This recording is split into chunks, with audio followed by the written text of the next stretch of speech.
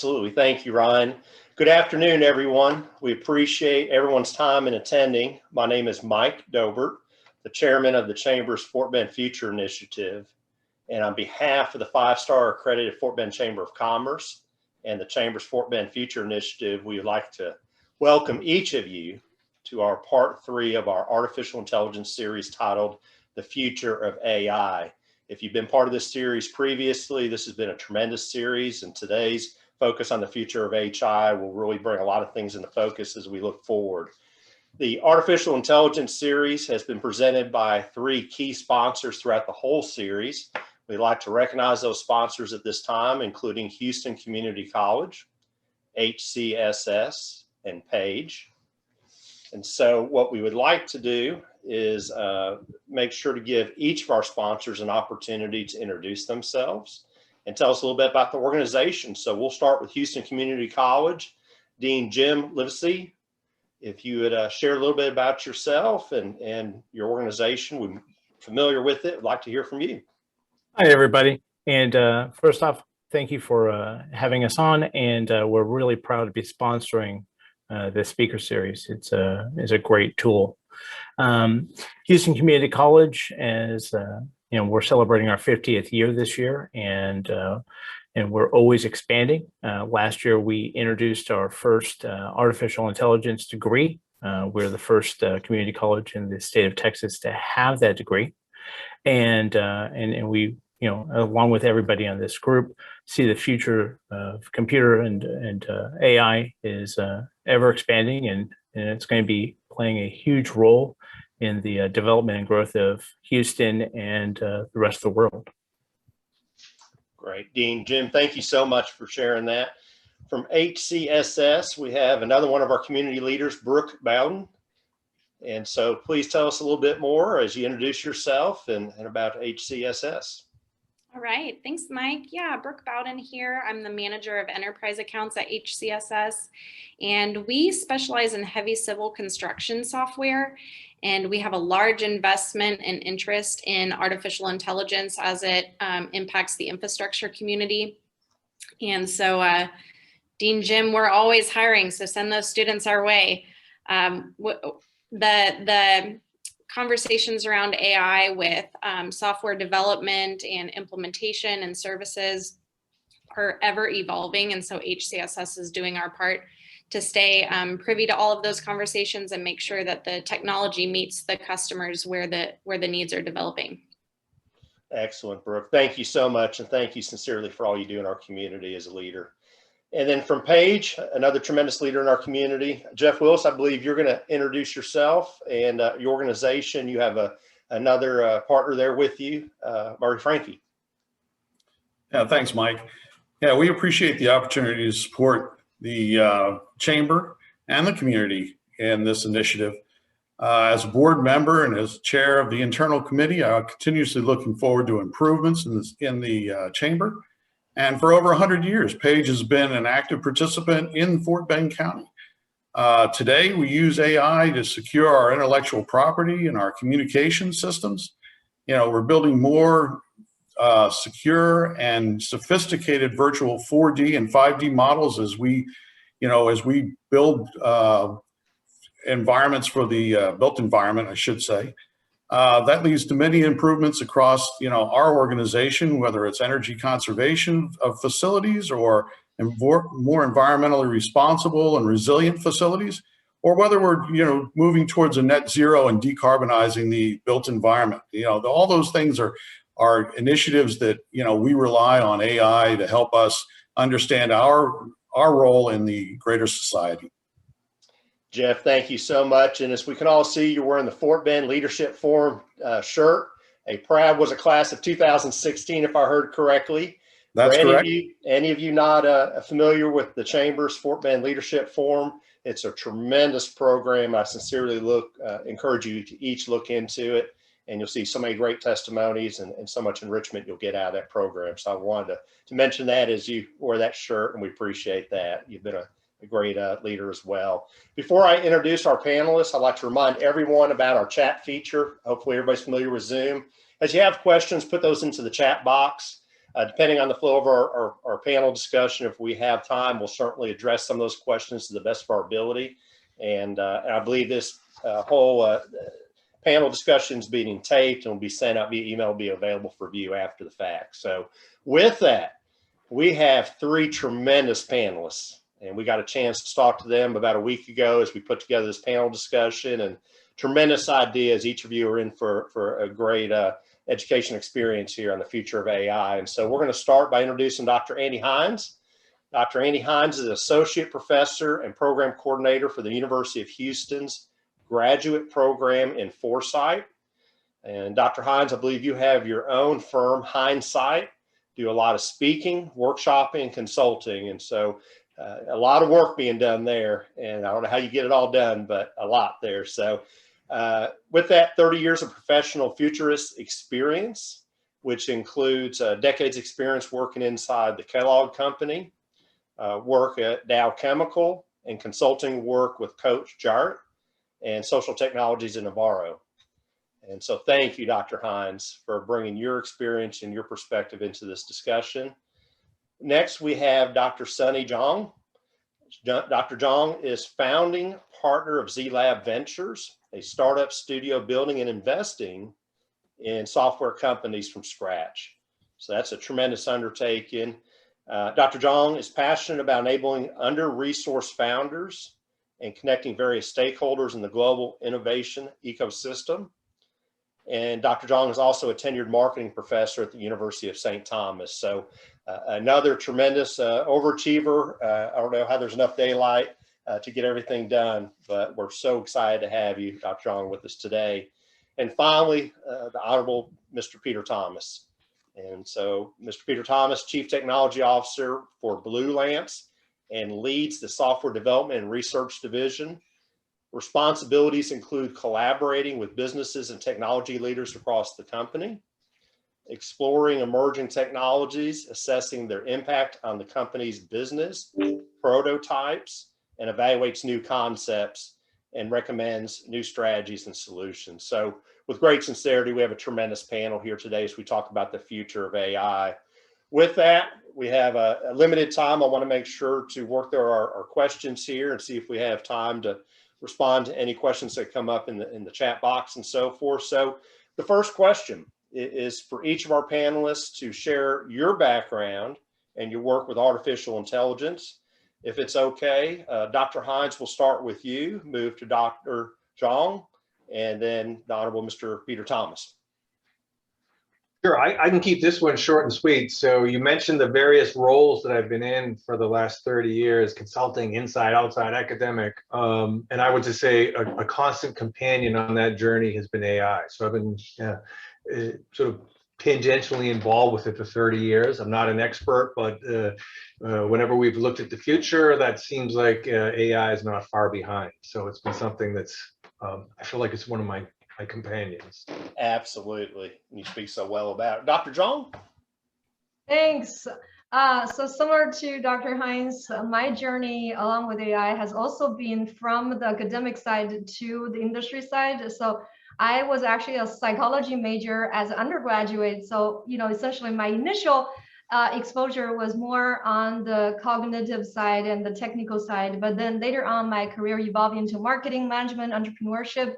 Now that we're building and investing data-driven startups, applying AI to really solve the world's problems, we're more on the application side. So we're really excited to have this opportunity and share with everybody what we're doing, and hopefully get your input so that we can really work on this together. Because AI is really everyone. It's like, everybody is in this together. It's not just like those advanced scientists, data scientists business. It's literally, it's so close to us. So thanks, Mike.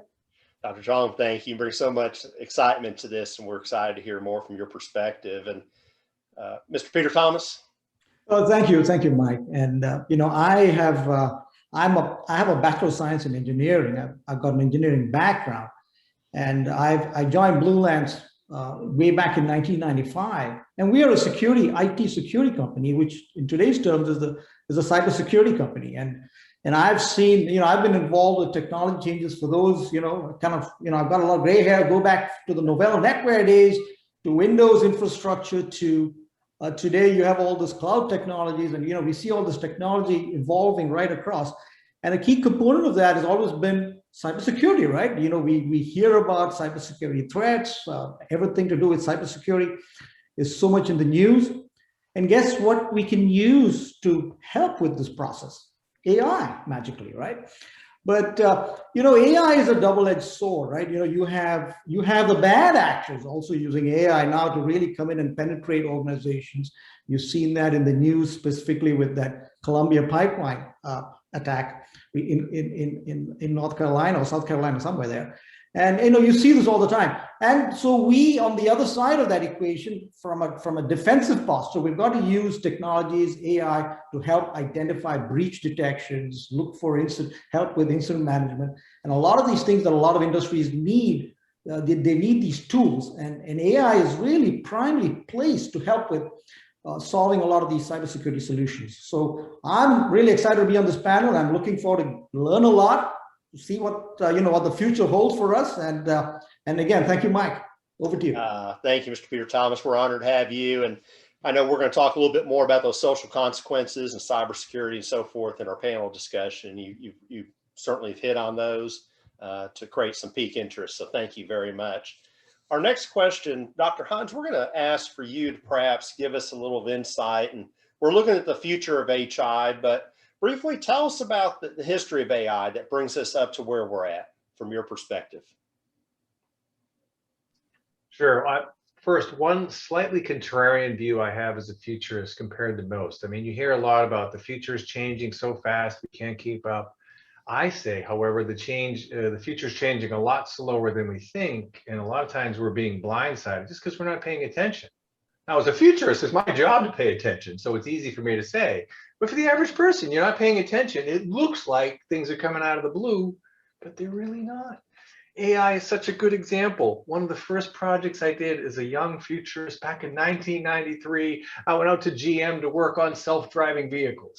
Now, back then we called it intelligent vehicle highway systems, but it was AI-driven vehicles. 1993, okay?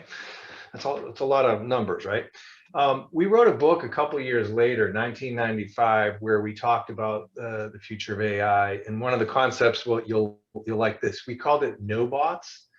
And it was basically to have a kind of a virtual AI assistant. And, it's Siri and Alexa, right? But we were talking about that in 1995.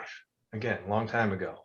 We were talking about things like neural networks and fuzzy logic. Some of you geeks out there might remember that stuff, right? And what we were saying, I was looking at one of the quotes in the book, a virtually universal characteristic of all organizations, all professional work, and in education, AI. So we saw this coming. I'll say just a couple other things, so 2007, so this is 12 years later, in doing some project work with clients on the future of work, we had a driver of change called AI Gets Real.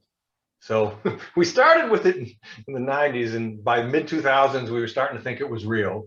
And then just a few years ago, in 2017, doing some work for NASA up in Langley, we had a whole scenario really around the future of AI, and I think those are some of the consequences we want to talk about here. So my point is that it's been around for a long time. We've seen it coming. However, and this is why we're here talking today, it's not that just because we've known it's coming doesn't mean that we've done a lot about it. And there's still a whole lot of unresolved issues that I hope we can dig into today. Dr. Hines, thank you so much. It's exciting to hear about looking backwards and how AI has developed, and some of the things that were early efforts have turned into things that are mainstream now. And if I hear you correctly too, there's just so much more to come, so many applications and so forth. So with that, let's move on to our next question here for our panelists. It'll be for all panelists, and then Mr. Thomas will have you talk a little bit about emerging technologies as well. But the question really is around the future trends that we're anticipating in terms of short-term and long-term development of artificial intelligence. And so Dr. Zhang, if we can start with you, and then Mr. Thomas will move to you, and then Dr. Hines, please. All right, thanks, Mike. Honestly, Dr. Hines' remarks really brought back all the good memories from the 90s. All right. You know, if you remember when we were talking about AI back then, we were also talking about internet, right? You know, it's like, is internet going to take over? I just wanted to use that analogy because nowadays we're not going to talk about like we are an internet company, because every company is an internet company, right? And everybody is online. So I want everybody to, you know, really reflect that history. What happened to the internet is going to happen with AI.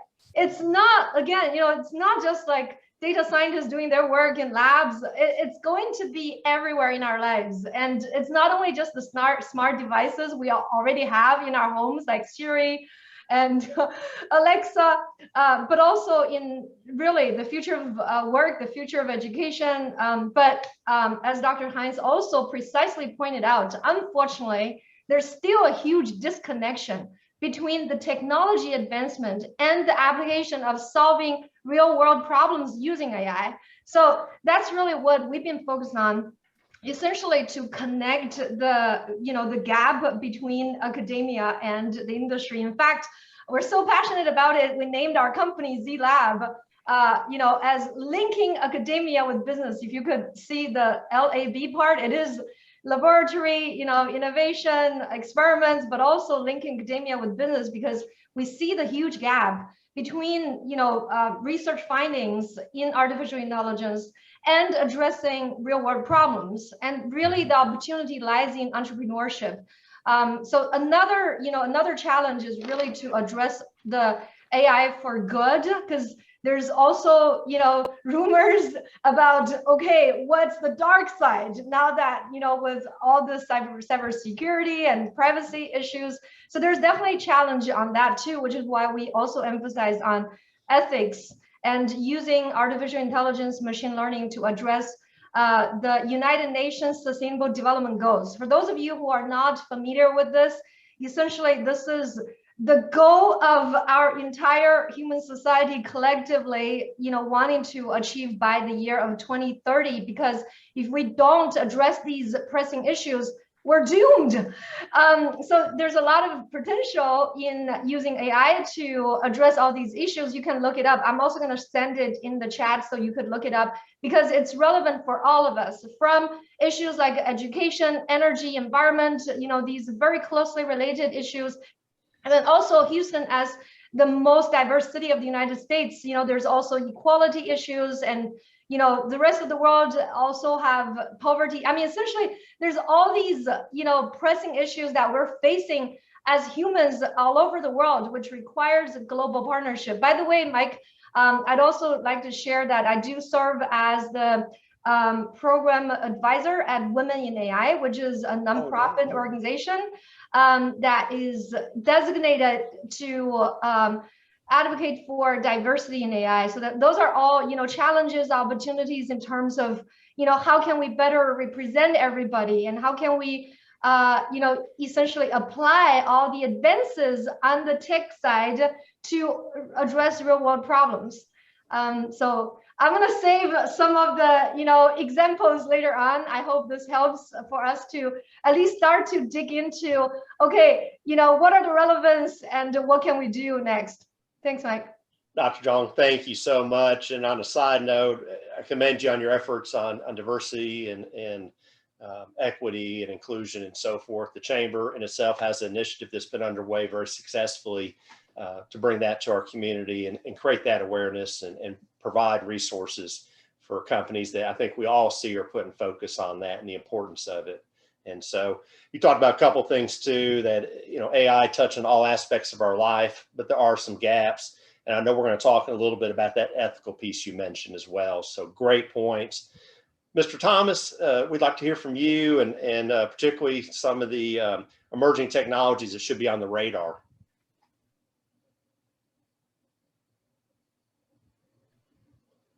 We've got you on mute, Mr. Thomas. I apologize. No, that's okay. I do it all the time. So yes, I do it all the time. You're doing perfect. Never fail to repeat that. Yeah, thank you, Mike. And yes, sir.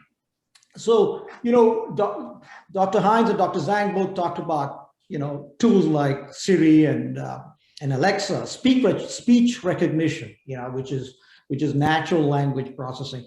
There's so much more effort being put into that space, and there's a lot of technology going into that, because just think about it. Where do we see those kind of applications? Literally, you could think of governments and everyone else using chat bots and virtual agents to answer all your questions, right? You call 311 or 911, you might get a chat bot. I mean, I'm not sure whether we want that, but I see us heading in that direction, because it's really evolving, and really now you can actually, you've got machines that can, I mean, depending on what kind of accent you have, which part of the world you're coming from, they can really understand what you're trying to say, and multicultural, multi-language. I mean, I don't know, that's pretty huge. But you see a lot of development in virtual agents coming up, and then robotic process automation. So we are seeing in the medical field amazing technology. Robots really performing surgery. There's a lot of AI in that, and it's scary, but I think we're heading that way. So you're seeing all this technology coming in and seeping into every aspect of our lives, and at this point, we have a lot of control over that, but we've got to watch out for that. We've got to be very careful of how much technology do we let loose. And to your point earlier, you're talking about the laws and the ethics, and I hope we can have a good discussion on that, because that's so critical to lay the groundwork for this, because you don't want something just going haywire, and you never know. So robotic process automation, and then we all hear about, I mean, what's in the news quite a bit is all this automation and automated driving. You hear these electric companies coming up with methods. Tesla's in particular, it's in the news. You can't escape it, right? But they've got all this automated technology where you don't really need the car will drive itself. Well, phenomenal. Sounds good. You can sit back in the car on the way to work and catch up on stuff while the car drives you there, right? Or your trucking industry, or anywhere you talk about it. I mean, it's scary about what's coming. It's coming, but so there are all these different areas that we see technology seeping in, AI seeping in, and it's going to be the good and the bad, and we've got to understand what is bad and be very careful how we approach adoption of this technology. Absolutely. Mr. Thomas, tremendous insight. Thank you so much. And you mentioned a couple of things, robotics, automation. I have a nephew that's really going that way education wise, and I'm seeing a lot of trend there. And it's interesting, the robotics automation from fields such as medical to manufacturing, welding, and so many other things, to trucking. You mentioned automation, so many applications. And I know you're going to speak here shortly too about those social consequences you alluded to. And so great insight. Thank you so much. Dr. Hines? Okay, so I got two ways I'm going to tackle this. Sort of the general approach. So there's one really good book on the future of AI that I'm going to type in the chat. It's got a terrible title, Super Intelligence. It's by Nick Bostrom, and it really helped me understand like what exactly is happening in this space. So he talks about right now, AI is really good at doing a single task. You give it a single task, it can beat humans in just about everything. One thing, right? Single task intelligence, it's really good. The next level, we'll call it general intelligence or multitasking. Not so good yet. Getting there, but not so good yet. So right now, humans are better multitaskers than AI, right? Okay. And then, of course, the third level is the super intelligence, and that's the scary one.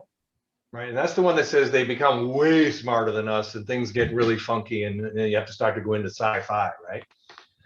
So, all right, so those are the three levels: single, general, super. And what what he points out in the book is here's the range of ideas about that. I mean, I would say most experts say it's somewhere between 10 to 20 years to 50 to 70 years before we see this general and super intelligence. Or it's going to be in the next 2 years, or it's going to be never. So does that clear it up for you? I mean, we don't know. We really, I mean, that's the bottom line is we're not sure. I mean, I think that 10 to 20 years, 20 to 50 years, for things getting really funky, I think that's probably, the middle, right? Okay, so that's where we're at right now. Single intelligence, not yet at multitask, but getting there.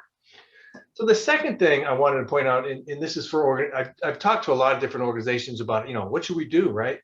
And I'm amazed that everybody says, well, we should be doing AI stuff. And like nobody has any idea like what of their tasks, what of the things that the organizations do could be automated or AI.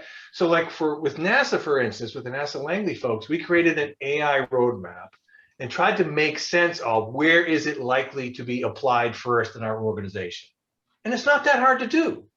I mean, that would be my advice to organizations is get a set, don't just sort of look at it, this vague general thing and say, actually, where could it impact us and when, and you can create your own sort of, again, your own roadmap to how AI is going to influence the future of your organization, the work you do. Okay. Dr. Hines, thank you so much. And you did a wonderful job talking about the single task intelligence, general intelligence, and super intelligence. And like you said, we don't know. What's the timeline going to be? Could something develop 2 years? Could it be 10, 20? Could it be further down the road and so forth? I have a side question for you because it really ties into it. But with that, I assume there may be some time where we feel that AI may be able to simulate the experience of common human emotions. And perhaps that's where we get to that super intelligence and so forth. And because you tied in so beautifully to that question we had as a further discussion, if we have time, I thought I would ask you about that. I think simulate, yeah, yes. Okay. Simulate, no question about it. Already happening almost, right? Is it what the super intelligence says? Now, here's the really funky stuff, and I don't want to scare people, but I mean, this is just the way it's described is.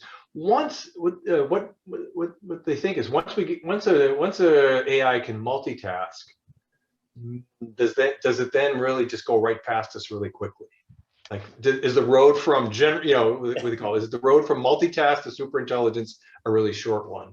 And he's, the author says, hey, look, I'm just telling you, this is a possibility out there. And that's one of the things that we do as futurists. We don't know which of these things is going to happen. We like to understand the alternatives and say, all right, if that is a possibility, what should we be doing now? And that's well said. I mean, think about those possibilities and what action should we be taking now and so forth. Boy, I tell you, so many tremendous things. Let's move on to our next question. And we're going to talk a little bit about opportunities and challenges that will come with advancements in artificial intelligence. So I think, Dr. Zhang, you spoke about some things, as did Mr. Thomas. And so I'm going to look to each of you. So we'll start with you, Dr. Zhang. We talked a little bit about ethics. And so the idea of connecting science and lab findings to business applications, and we had a wonderful discussion in preparing for this panel event not too long ago. And you brought such great insight and perspective into the ethics piece. So talk to us a little bit about that.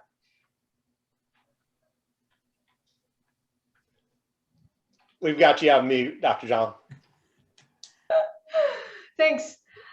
Maybe if I may use the analogy to get started, because Dr. Hines, essentially gave us a great overview of the different categories and the different possibilities, which makes us wonder, is that is AI becoming the luxury handbag only, only by the privileged few? Because if you think about all the higher level, that is going to have tremendous computing power and all the access to data.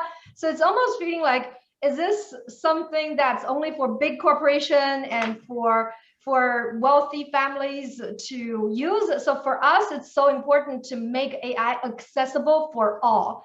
And some of the projects we do, for example, if I use the actual happening already in Houston, the startups that's using AI to tackle some of the SDG, the sustainable issues, energy, for example, we all remember the freeze, right? And some of us still probably remember your meter jump all of a sudden, from the freeze, the tremendous amount of bill you got after the freeze. And, it's just a reality that due to our power grid in Texas, it's still a very milky situation in terms of electricity plan shopping. You know, we are sort of like facing this black box of calculation. In fact, it is really beyond the human cognitive capacity to figure out your electricity cost, because it's not just a matter of, you know, simple per unit price and multiply. You know, it has a lot to do with your past consumption. So, you know, at Z-Lab, we were able to work with data scientists pretty much providing what we call four capitals, not only the financial capital, which is the money to build the system, but also the intellectual capital, the know-how, the human capital, which is the team to actually get it done. And last but not least, the social capital, which is connection to, you know, amazing partners just like Fort Bend Chamber and Fort Bend for Future. Like essentially what we are doing is to enable data scientists to address this kind of real world problem. So as a result, we developed this energy startup using machine learning called myenergybuddy.com. We haven't released it, so you guys are probably among the first to hear about this. But eventually we are going to make it available for free. So everybody, like every household, can just put your you know, information, so we could get publicly available data and predict your future usage based on your previous usage, and use machine learning to identify the cheapest electricity bills, electricity plans for you. And as a result, everybody, and we don't charge any prescription fee, you know, like some of the providers, because we just felt like it doesn't make sense to spend $100 to save money, because we felt like that means those who needed to save the most will not be able to use the technology. This is the reason we wanted to keep it 100% transparent, but also accessible for everybody. I hope we'll be able to provide this for Fort Bend friends over there, you know, starting with residential, but also commercial eventually. Hopefully this is an example to make you feel like, hey, this is really AI helping to address some of the, you know, priorities for us, you know, in Texas among residents, as we have suffered from all these challenges in the past. Thanks. Dr. Zhang, thank you so much. And I think we all appreciate the mention of social capital. And My Energy Buddy, thank you so much. That seems like it's a gift. And the way you're going to make it available speaks to accessibility. And that is part of those efforts with diversity, equity, inclusion, and so forth. So, wow, very exciting to hear about those things. And Mr. Thomas, can you build a little bit further? You've talked about some of this, and it ties into what Dr. Zhang talked about a little bit, but the social consequences, cybersecurity, privacy of information, AI perhaps introduces those concerns that, as Dr. Hines was saying, we want to be proactive and thinking about and so forth. So what is your perspective in terms of those elements? Oh, those are very critical components, specifically in the United States, right? The privacy of information, the security of our information. But you know, when we talk about social consequences, I'm kind of conflicted. You know, I mean, I'm the optimist, right? So I think you know, we generally, new technology comes and increases the pie, right? I mean, that's what we hope should happen, because then everyone benefits. I mean, I'm reminded of you know, and again, go back to the 80s when with the PC revolution, right? When the PCs, and I was actually, you know, when these PCs started coming out, you know, these gadgets that you could sit on tables that today's kids will look and say, what are you talking about, right? And you know, we had, you know, the big apps of those days. You know, remember we had WordPerfect. If I don't know whether that remembers WordPerfect, which was an Excel, Lotus 1, 2, 3. You know, all those legacy, the apps of the day, so to speak. Well, there was this huge discussion then that, you know, these kind of apps, that's going to really impact the financial system. There'll be people out of jobs. You know, no one's going to need accountants anymore. And you know, you heard a lot of that talk going on. Well, guess what happened? The pie expanded, and it only brought more jobs, and it just increased. I mean, everybody benefited. So there is that you know, the humans in general, you know, we tend to adopt technology, and we've got this miraculous ability to just expand the pie. On the flip side of that, which is, you know, when we talk about the kind of power AI can bring into play, right? You know, So we just talked about automated driving. Just look at the consequence of that. There'll be no drivers, right? No taxi drivers. All trucks are automated. So what happens to that large segment of the population that requires those kind of jobs, right? Or where we just go into automation overkill, and anyone doing routine jobs, what happens to these jobs, right? I mean, I don't know the answers to that, but those are things we've got to take a look at, the consequences of that. I know we all use Amazon, maybe all, particularly during the pandemic, Amazon was the go-to. Look at their profits, they're doing phenomenal. But I was listening to a podcast the other day where, Amazon warehouse worker got terminated, got fired, but they never dealt with a human. It was all through automated processes. They didn't meet certain criteria. The robotic process figured that this person wasn't doing their job, and they got an email and an automated voice saying, sorry, you're terminated. Now, I'm not sure I like hearing that. I'm not sure that's something that societies need to hear. So those would be, the flip side of that. So you're going to see. So coming back to your core question, Mike, which is the privacy and security information. So that is so critical because we value privacy in the United States, and that's a big weapon against government overreach, against any other kind of overreach, right? It's a huge reason why the United States is such a dominant player in the world, because we have certain values that nothing can break, right? And so when we introduce technologies like AI, when we can get access to information, we've got to obviously make sure that doesn't get misused. It has to be protected. And I think to Dr. Zhang's point, you could some of this technologies mean a lot of power with some limited corporations that basically handle all this. And that could be a problem for us going forward. So there are social consequences with all this automation we are talking about. How do we address that? But at the same time, we need it because it's going to help our lives. It's going to improve our lives. And we've got to kind of find that balance. And, so it's going to be an interesting time. But if I were to bet on this, I would think the pie is going to expand. I really don't know how, but we're going to have an expanded pie. And if everybody can benefit, I think, we check all the right boxes and we're on the right track. Absolutely. Mr. Thomas, thank you so much. You bring me back talking about Lotus 1, 2, 3, and I can remember when Excel came out and I had a hard time transitioning. I kind of get set in a pattern, and I can remember, as probably a lot of people, when the Texas Instruments came out with the computer that hooked to your TV, and I remember junior in high school and just learning basic language in some of those. So it's amazing. And you brought up another interesting point, if I heard you correctly, that I think is on a lot of people's minds, and it does tie into the social consequences and our note here, but privacy and overreach. And I have discussions with friends sometimes that, gosh, are they going to be able to see this or do this? Well, chances are most likely they are, and they can for some extent right now. So those are so many important things for us to continue to look at. And I appreciate those things you mentioned there. Thank you. Great job. Let's move on to the next topic here for panel discussion. We just hit on this, and we're going to look to Dr. Hines, and Dr. Hines, I think, just put in the chat box there that 13th largest group of workers, truck drivers and so forth, transportation. And, most of us have seen on the news where fuel distribution and a shortage of truck drivers and so forth. And so this really ties into this question, and anything else you want to expand on, Dr. Hines. But the question is, how will AI impact jobs? All right.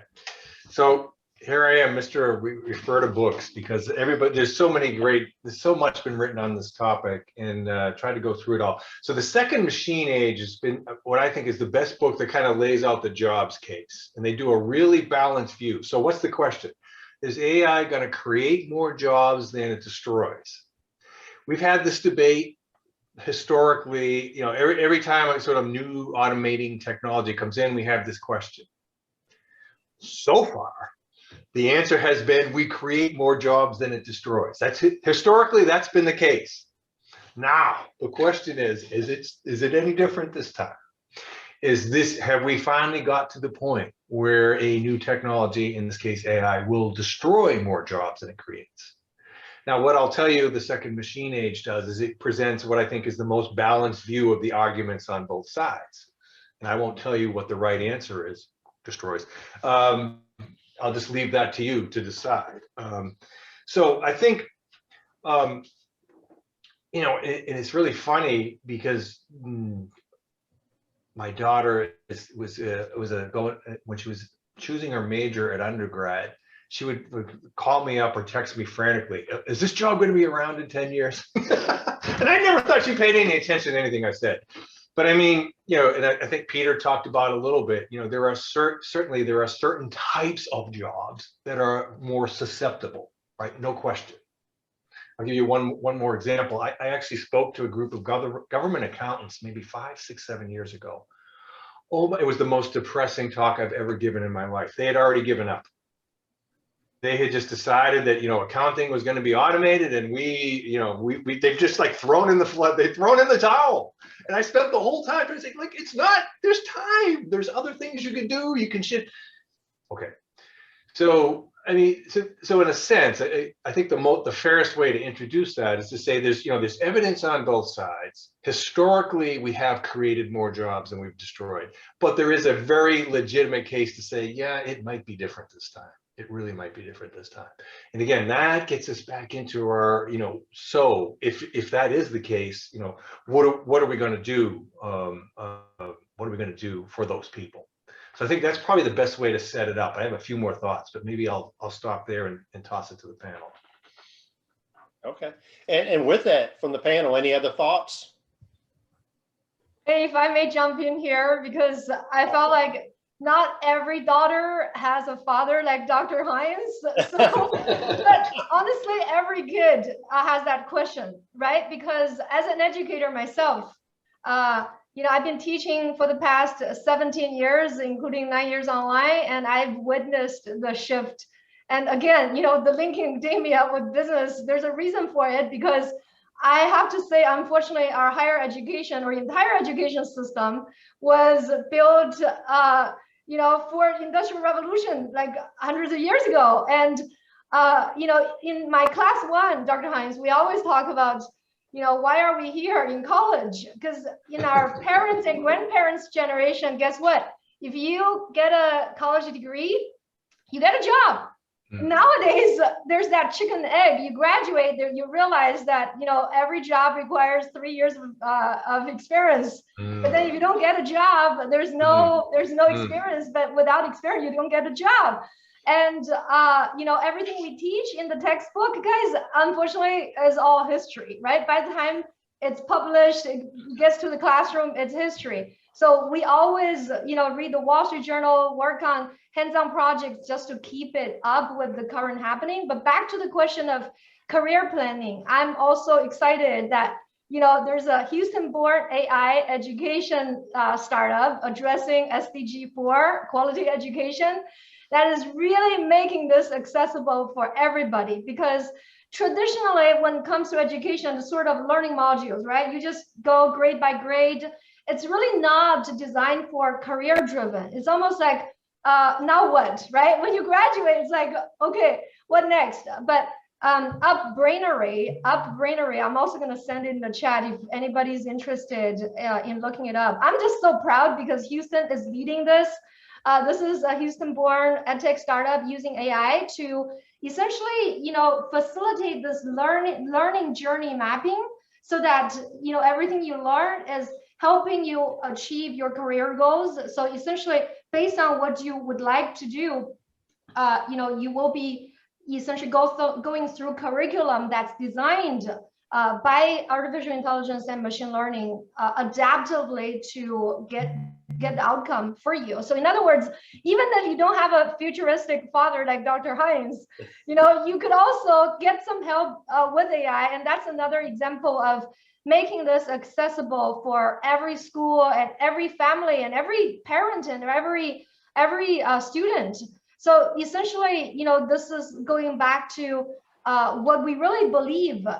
We don't want anyone to be left behind. On the one hand, I'm excited that, okay, humans are getting to Mars. You know, Elon Musk and, you know, Branson, right, just visited the space. Yes. Congratulations for, I was telling everybody, never forget your childhood dream. But on the other hand, we also need to bring light to every corner on earth too. That's really why we felt like, industries like education, like energy, and the environment, these are all like pressing issues that we're facing that is powering so many industry. So Mr. Thomas earlier mentioned all these challenges in a lot of heavy industry, but essentially, if you think about it, these issues are all interrelated. And what we believe is really for startups and entrepreneurs to take these baby steps. And of course, collaborating with big corporations, which usually have access to the infrastructure and the the capital. But eventually, just like what you were calling, Mike, at the very beginning, we all want to embrace this, but how are we going to do this? Guess what? By collaborating with these startups, and especially, I'm biased because I'm a proud Houstonian in the greater Houston area, of course, including Fort Bend. I felt like these local born startups that is really making a difference are, things that we really care for. And if I may also share, why we are Z for the last letter of the alphabet, which are, innovation, but startups, founders, but also the underrepresented and underserved community. So going back to the ethics elements, I felt like these are the core of AI discussion. We can never advance innovation by addressing science and technology alone. It always has to be serve humanity. It always has to be serving the society and the people's needs, and not just like technology for the sake of technology. Dr. Zhang, thank you so much, and Dr. Hines as well. And the question of how AI will impact jobs, and what we hear is something that we would probably all agree from our perspective. There's an evolution. There's a shift. There will always be shifts, and pieces will move around. And we've been able to see where it sometimes has created more jobs, but it is the need to shift with that. And as Dr. Hines mentioned, I believe, don't throw in the towel. And Dr. Zhang, collaborating with startups. And so this partnership and this collaboration remains so important. And it really ties in, and Dr. Zhang, you hit on a little bit as well as others, our next question for all our panelists. And we'll start with Mr. Thomas and then Dr. Hines, and then move to Dr. Zhang. But this is something, the Fort Bend Future Initiative, this is something we've talked about in all our partnerships that serve on our future task force and so forth. It's something I'm passionate about as well. But creating and continuing career awareness, talking about that shift, that career awareness, making sure that we facilitate a educational environment that creates workforce readiness. And Dr. Zhang, I think you may have mentioned learning journey mapping, and the ethical piece too, of making sure that we are reaching all areas of our earth, and making sure that we are evolving together, and that ethical piece of it. So the question is, for a little bit more detail from each of your perspectives, what steps are critical for our educational partners to consider in terms of the future talent pipeline? Oh my goodness, Mike, don't get me started on the future talent pipeline. This is something that's really close to my heart, because in the startup space, we usually talk about capital, but I'm a strong advocate of talents driving innovation, which would bring capital naturally. So I really, hope that, with our collaboration, I'm really glad at least to see HCC as one of the major sponsors, because I admire HCC's efforts on reskilling and upscaling. In fact, we organized a Born Global event during Houston Tech Rodeo. And then there's a session there's actually multiple sessions addressing this issue. There's one that Student Innovation Showcase, bringing together not only grad school, undergraduate, community college, but also high school, essentially having a talent pipeline that goes beyond just higher education, like as early as K through 12 and as never late as post-graduation, because again, as we mentioned, in the past, we educate ourselves once in our life, and then for the rest of our life, we use our education in our work.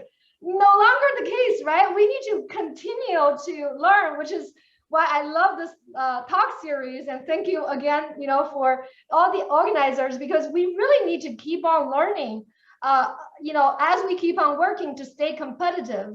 And another session we hosted regarding talent pipeline is this partnership, because it also needs, that means education is not just the job of universities and schools, right? We need chambers, we need corporate, we need nonprofit, we need the city governments, we need everybody to, establish this, what I call learning community, where it's not just a matter of student and teacher, but also a very collective intelligence driven, if you see again, in our logo, it's really this global partnership, global in the sense, both local and internationally, that we work together so that we can actually help our talents keep track. And again, Brainery, for example, it actually has this like learning journal mapping, not only for learning purpose, but also for management purpose down the road.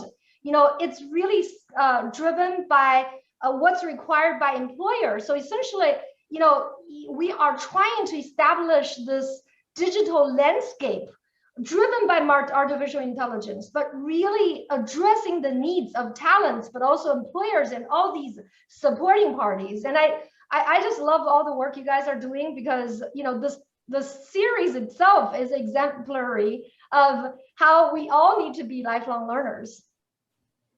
Dr. Zhang, thank you so much. And you speak to so many wonderful things about creating a learning community and the partnership beyond just education as to the chambers and the cities. And that's a lot of what the Fort Bend Future Initiative is about, is bringing those partners together. And so tremendous insight as always. Thank you so much. Mr. Thomas, what are some of your thoughts on this? If I could add to what Dr. Zhang was talking about, I'm gonna put a plug in for my own industry, cybersecurity tools. And we are moving into an environment where you've got thousands and thousands of devices. I mean, if you look at just 10 years ago to what we have today, just 10 years back, how many devices do you have? Those days you would have one computer, maybe a phone, Now everyone in the family has their own computer with a phone, with a bunch of other devices connected to that, just at an individual level. So think about that at an organizational level. So my point here is that cybersecurity is just going to be this overriding problem that we have. They're going to be, how do we protect our information? How do we make sure that we don't have bad actors that come from anywhere, right? So what the internet has done is that you can have bad actors coming in from any corner of the world. It really doesn't matter where. So location is no longer a criteria. Jurisdiction is not in your local area. So how do you go after this? So you've got to inculcate all of that. And so those kids with those skills, cybersecurity skills, the capability to understand the issues, you can't go wrong with that, in my opinion. And I would strongly encourage certifications, degrees in that space. I know there's a lot going on, but we have to really increase that and bring AI as part of that whole equation. And I think the future is very bright if we do bring that in. Excellent. Mr. Thomas, thank you so much. And the cybersecurity piece, you're right, as AI continues to evolve, making sure there's that level of protection and so forth. So as always, tremendous insight. And Dr. Hines, what are your thoughts? All right, let me start. I've said one contrary thing, change is slower than we think. My second contrary thing is that, hey, actually no jobs is actually a pretty good future. Yeah. Let's not, just think about it for a second. Right? Hey, short-term transition problem, but ultimately having to work, not having to work, I'm not so sure that's a bad thing. Okay, that said, let's move into the practicalities, right? There's another group I like to, there's a group a foundation up in Cincinnati called Knowledge Works that studies the future of K through 12. I just typed them in, you can find them. And they did a really nice, they do a lot of nice work in the future, but one of the things, they had this work a couple of years ago, they call it The Future of Learning, Partners in Code. and talked about an education system in which the kind of the digital art, AI and all that material, if you will, is woven into the educational experience.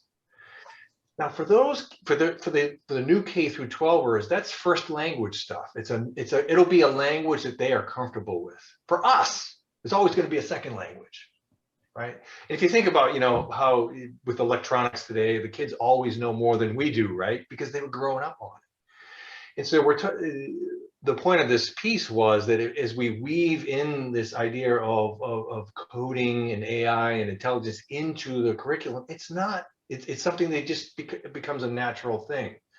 And going back to what Sunny was saying at the beginning, it's almost like AI is not something. It's woven into the fabric of what we do. Now we have to take steps to how do you weave it into the curriculum, and that's part of what they talk about. How do you do that, right? But I think we can move to that kind of a world in which it's not seen as some alien outside thing, but it's just kind of part of what we do.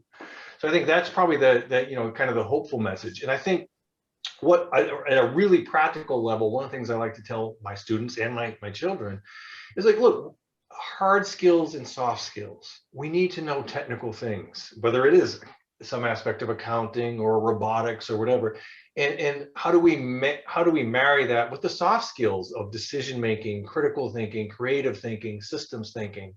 And if you want to have a job in the best strategy for a job in the future is a marriage of those two things. We have we have some technical knowledge, and we have those soft skills. We know how to bring those two things together. I think that's probably your best high-level strategy for preparing for the future of work. Excellent. Well, we still have to. Well, you never know. You never know. Dr. Hines, thank you. And you bring up a great point from my perspective and probably everybody's. A combination or the marrying, as you put it, of hard skills or technical skills, if you will, and soft skills. And I spoke not too long ago to a group, and no matter what job you're doing, you have to communicate with others. And there may be some technology leveraging of AI and so forth, but there's always going to be the need for soft skills. So we're nearing our time. I want to keep everybody on track. I want to make a couple comments. If you've been watching the chat box, tremendous resources shared by our panelists. I do believe a recording of this will be emailed to everybody that participated. It should be on our chamber website, and also the questions. I know there's a number of questions we may not get to. To the best of our ability, we'll try to look at those questions after the event, and perhaps we can try to find a way to address those or otherwise follow up, because we certainly want to be attentive towards those. With that, Dr. Hines, Dr. Zhang, and Mr. Thomas, you guys are an exciting panel. You bring that passion to it. It comes through, and I don't think we could have had a better panel similar to the ones we've had in the past. This has been a tremendous 3-part series. We also want to thank our sponsors, Houston Community College, HCSS, and Page. Any of these chamber events that are brought forth are through the support of our sponsors, our generous sponsors, and we're sincerely thankful. A couple other things. There was a mention of it earlier, and certainly in our PowerPoint introduction as the panel was about to kick off. November 4th, the Fort Bend Future Initiative Expo, or Fort Bend Future Technology Expo, will be at the University of Houston College of Technology. Carrie shared early on, we have a keynote speaker secured, so there'll be more information and flyers coming out on that. This is a great event. We'll have a lot of different elements to it, including the keynote and some other educational opportunities and vendor booths and so forth like that. So I want to encourage everybody who's participating, continue to look at the Fort Bend Chamber of Commerce website. We have many events, not only in this area, but business professional, infrastructure, education, so many. And you'll also see a link or a tab there for the Fort Bend Future Initiative.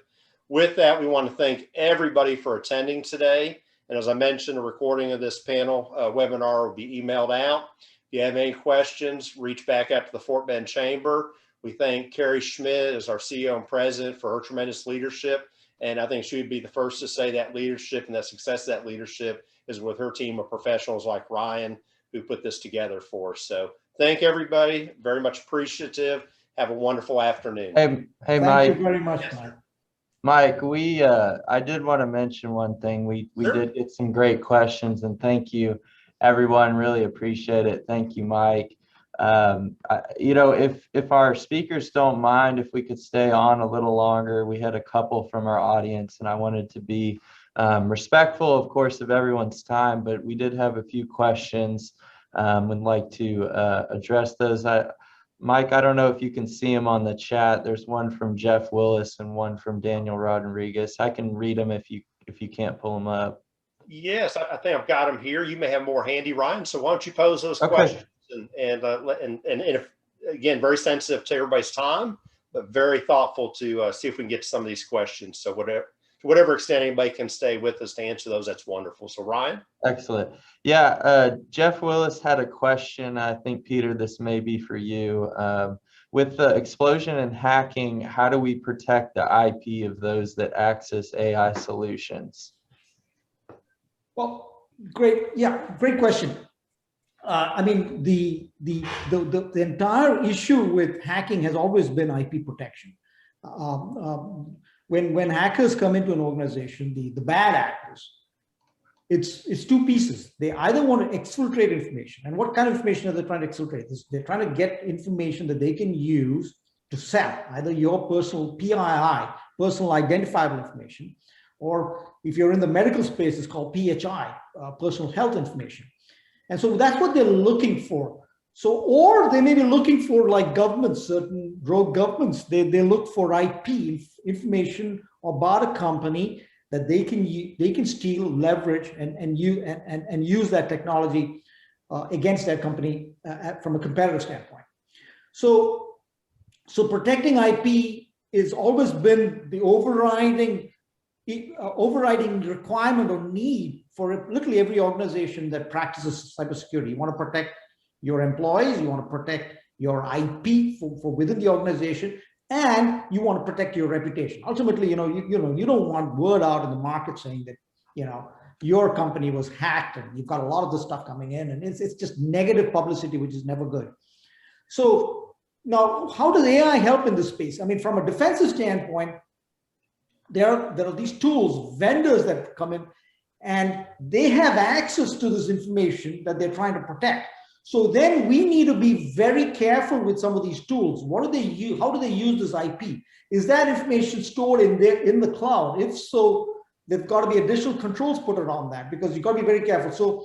So from a practitioner's perspective, a person who's implementing this technology, you've got to be very careful of what information are you protecting? How are the vendors protecting that information? So those are critical issues that have to be addressed. How do we, today in the US, we fundamentally do have to have new laws about information that we store, because traditionally we stored information locally. Everything was stored locally within your organization. Tomorrow, if the FBI or the government, let me just say, if the government wants to get access to your information, what do they need? They need a warrant. Without a warrant, no one can come into your organization, and that's protections built into the Constitution. However, with cloud technology, your information could be sitting in the clouds. And guess what? The government doesn't need your permission to go get to that. They can just go to the cloud company, to a Microsoft or an Amazon, and they can get, or whoever that is, go to Google, and guess what? They can get access with a warrant. They can get access to that information without you even knowing about it, and that's a problem. So we've got to have this whole legal framework that we've got to correct over time. How that's going to happen, I don't know. But AI just exacerbates the problem, because with AI, technology is going to have more access to that information. Hopefully it stays in the country. It could even go to other countries, which is even more problematic. And so that is, those are fundamental issues that have to be addressed by organizations as they look to protect that infrastructure. I'm sorry, long answer for a small question. It was a great answer, Mr. Thomas. Thank you very, very much. And Ron, I do see another question here, if we have a moment, from Mr. Daniel Rodriguez. Is AI and artificial consciousness one and the same? And aside from coming from a machine, will that consciousness still be considered artificial? I'll take that one if you don't mind. I actually threw something in the chat. So there's a whole There's an institute called the Singularity Institute that's devoted to studying this very topic. So it is a different question, right? I think AI and the artificial consciousness related but different. And you know, the Singularity Institute, Ray Kurzweil is the guru of that, and he has put out a very extensive body of work that's, you know, that says yes, that one day we will be able to take our consciousness and download it and, you know, put it into a new, I don't know, robotic body or something, right? So there is a view out there on that. So it's The Singularity is Near is the famous book on it. There's a Singularity Institute. It's a proto religion. I mean, there's a lot of people that think this is a big deal. There are also skeptics. But it's something you can investigate. He does make a really compelling case, whether you're a skeptic or not. He has a compelling case for it. Excellent. Dr. Hines, thank you so much. Ryan, anything else you see that we want to bring into focus before we conclude? No, Mike, thank you so much. Appreciate everyone's time and staying on and answering those questions. Yes, thank you. What a wonderful group. Thanks to everybody for participating. Again, check the Fort Bend Chamber website for upcoming events, and keep in mind our Future Expo, Fort Bend Technology Future Expo, that'll be in November. Have a good afternoon. Thank you. Goodbye. Thank you. Bye, everyone. Thank you. Bye, everyone. Thanks, Ryan. Bye. Thanks, Mike. Bye. Bye.